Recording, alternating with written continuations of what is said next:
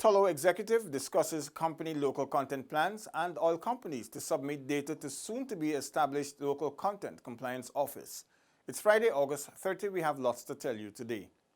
Executive Vice President of multinational oil and gas exploration company Tullow Oil, Dr. Ian Cloke, has outlined the company's local content plans for Guyana in an exclusive interview with InfoHub. Dr. Cloke describes local content as very important for their operations not only locally but internationally. Uganda, Kenya and Ghana, just to use a couple of examples, they're all led by nationals of those countries. So the Ghana, we're actually on our second manager of the business there. It's over 80% Ghanaian nationals in there. Uganda, we're on our second manager who leads that business, and Kenya on our first one. So that is what we do. And a successful Guyanan business for us in the future will look very similar to those ones, led by a Guyanese.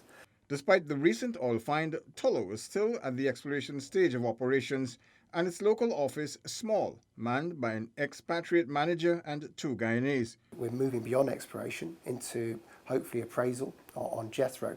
We'll be looking to establish a shore base here, and we're evaluating some submissions on a shore base. So that brings our operation on here. We'll look to expand the office here. We'll be looking at other areas for investment. The helicopters will still be used here. Well services companies, so things around the rig that we'll be making within the contracts, the onus on those companies to supply them as with Guyanese personnel. According to Dr. Cloke, Tullow will open tenders for offshoot offices in the future to as many local companies as possible.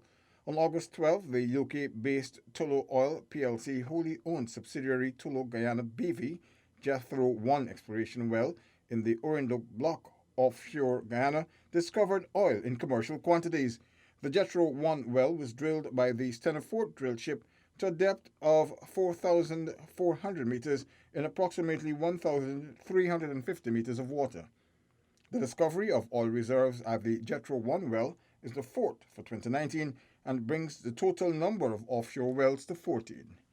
Government plans to establish a local content compliance office which will confirm the information submitted by oil companies operating in Guyana's basin. This is according to information released by the Director of the Department of Energy, Dr. Mark Bino. You would hear often persons speaking about local content and asking us to validate, how do you know if Exxon is saying that they have employed 1,357 people who of Guyanese origin were actually employed? We are setting up a local content compliance unit, which will help us to be able to validate and to determine if the information that we're getting from the operators is authentic. He was at the time addressing new students of the University of Guyana's Faculty of Earth and Environmental Sciences during an orientation exercise. According to Oil Now, this announcement comes on the heels of the recently released 3rd draft of the proposed local content policy. The policy stipulates that operators provide yearly local content plans. Additionally, the draft local content policy outlines the expectations that operators and industry players would collaborate with the government to review the local content plans and reports to explore what is working in delivering local content and what can be improved, when to make appropriate adjustments to a plan or to government policies or initiatives, and to identify new areas of local content opportunity. The Energy Director also advised the students to think about diversifying their careers. There are a multiplicity of skills and range of expertise that will be required. Yes, there is need for your environmental management specialist. You also had need for people from the Environmental Protection Agency. You also had need for the financial analysts, even the lawyers and the management specialists. And why am I saying this? Because many of us are of the opinion that unless I'm a geological engineer, unless I'm a geologist, unless I'm a mechanical engineer, I will not benefit from oil and gas. And I say you will benefit once you make the sacrifice. For InfoHub, Anarakan. The journey to a mercury-free Guyana is a necessary one. To ensure this is achieved, the Ministry of Natural Resources signed a Memorandum of Understanding for the management of the importation of mercury into Guyana. Minister of Natural Resources, the Honorable Rappel Trotman, explained that through this agreement, the government will work to protect human life and preserve the environment. We are still on that pathway of making mercury history in Guyana. The government is steadfast and we continue to preserve and keep the momentum of creating a safe and clean environment and to protect the lives and livelihoods of our people by addressing the dangers of mercury use. The Minamata Convention on Mercury is an international treaty designed to protect human health and the environment from anthropogenic emissions and releases of mercury and mercury compounds. Exposure to mercury, even in small amounts, affects the nervous, digestive, and immune systems. It also causes devastating effects to the lungs, kidneys, skin, and eyes. Friday's MOU, according to Minister Trotman, will ensure policy coherence through a cross-government approach. By working collaboratively, we will create a platform to build synergies and leverage resources for the national implementation of the Minamata Convention as we proceed and progress on our green state trajectory.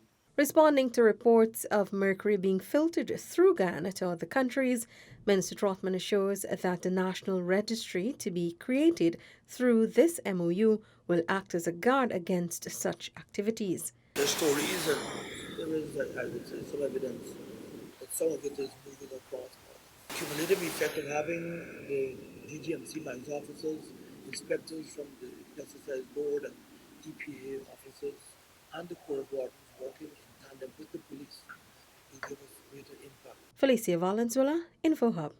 Following a commitment made at a recent community meeting, the Public Infrastructure Ministry has undertaken the task of installing streetlights around sections of Parfait Harmony. 15 lights were installed from the junction at Canal Number 1 into the access road of Parfait Harmony. We caught up with a number of residents to hear how this new development will actually impact their lives. Yes, it would be good because when you go out and you come back like late at nights, like you go to church or so, and then it's kind of dark, you're scared. So it would be a good gesture. I think it's necessary. This is a wide area and a lot of entrance and exit. So it's important that people get to see where you're going. Jeff Marks, one of the maintenance workers contracted to clean some of the trenches in La Parfait Harmony, does not live in the community, but has noticed the improved lighting and shared his thoughts. So the light doing a good. Not only for me that I ain't living in it, but for the community. The light doing a very good. And I'm glad if the government could keep up the work and put more lights in more street area so it could benefit everybody in the community. And I hope they continue keeping up the good works. According to the Ministry of Public Infrastructure's Manager for Traffic Safety and Maintenance, Kester Hines, additional lights will be installed along Schoonard Access and Canal Number 1 access roads to La Parfait Harmony. These LED lights are more energy efficient and outlast the sodium vapor lamps. Reported from Schoonard Access Road with videographer Kareem Peters, Shaquille Bourne for InfoHub. Still to come, more students to benefit from scholarships to study in China. And Sandford farmers meet with Minister Adams Yearwood. The details of these after the break.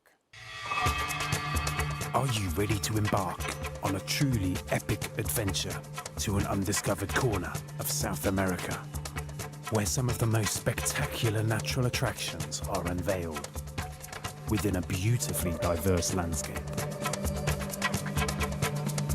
From the wetlands and savannas to the ancient mountains, magnificent waterways, and lush and enriching rainforest would provide a vast playground for some of the most exotic and breathtaking creatures on the planet, including many of the world's giant species. This untouched land of mystery and wonder serves up an exclusive experience for travelers. So are you ready for a new, awe-inspiring adventure? Welcome back to nature. Welcome to Guyana.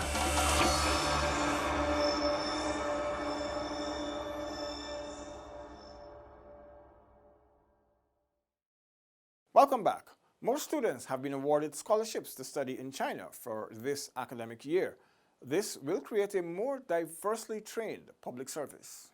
The students will be studying in various provinces across China in various fields including medicine, engineering, and several social sciences. Navendra Gosai, one of the outgoing students, said he is grateful for the opportunity and is full of optimism of what the future holds for Guyana through educational opportunities. Our sole mission in China is to study and acquire professional knowledge and do our best to finish our studies with distinction, so as to grace Guyana and our family when we return from China. It is my sincere hope that after finishing our studies in China, is to come back to contribute to our country's development and become the envoy of China-Guyana friendship. Permanent Secretary to the Department of Public Service, Karen Van Slytman-Corbin, reiterated the department's commitment to ensuring Guyanese students have access to a range of educational opportunities.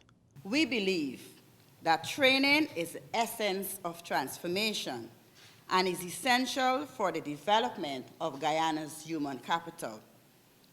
Public service ethos requires public servants to function professionally at all levels. Hence, training continues to be pivotal and necessary in order for the public service to achieve its developmental objectives. Deputy Chief of the Chinese Embassy in Guyana, Shen Shilai, congratulated the scholarship awardees. To the outgoing students, and I would like to say congratulations, because you are so lucky. You know, for this year, 10 million high school students took part in this year's National University Entrance Examination. And less than 10% of them can be accepted by the top universities that you are going to study. The scholarships form part of the China and Guyana's continued bilateral relationship. Isaiah Broffett for InfoHub. Several Sandford farmers are now satisfied with the support they have received from the coalition government. This follows a meeting with Minister within the Ministry of Agriculture with responsibility for rural affairs, the Honorable Valerie Adams-Yearwood. Held at the primary school, the men and women of the small community in West Kanji-Babis were privileged to engage the minister on matters affecting them. My story is basically in the next 3 weeks I will be cutting rice, and at presently now there isn't tractor or anything that could go down there. The solution for me to that problem is a born brick project, where we have mud, we have the trees, but we need some assistance from you. We need a machine to at least clear the one section of the dam so that we could get the rice out in 3 weeks. That was Diane Leach-Hines and Alden Sinclair respectively. Residents for 35 years, Lynette Haywood, requested a donation of bicycles for 4 students who wrote the National Grade 6 Assessment Examination 2019.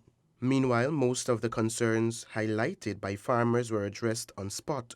Minister Yearwood says she is committed to making sure that an excavator commence work by next week in those specific areas requested by the farmers. I'm here not as the minister or boss, I'm here as a servant. And I have a responsibility as a minister to listen to you and to assist in bringing resolutions to your situation. At the end of the meeting, Minister handed over several farming tools to boost the tillage work of the farmers. A wheelbarrow, forks, and a tiller were among the many tokens received by the hard-working men and women. The minister has already indicated her preparedness to visit the village in the near future to examine works which are expected to commence next week. For InfoHub, Kellen Rover. Before we wrap up, here's your GCOM tip for the day. August 31 is the final day for house-to-house registration. To know when the team will be in your community, call telephone numbers 22-502-7729 or 223-9653. Remember to get registered. That's all for today. Connect with us on WhatsApp, Facebook, and YouTube. Much more news is on our website, dpi.gov.gy, and pop over to Instagram for the latest photo updates at DPI Guyana. Your bridge and weather reports are up next. Have a safe and enjoyable weekend. Goodbye.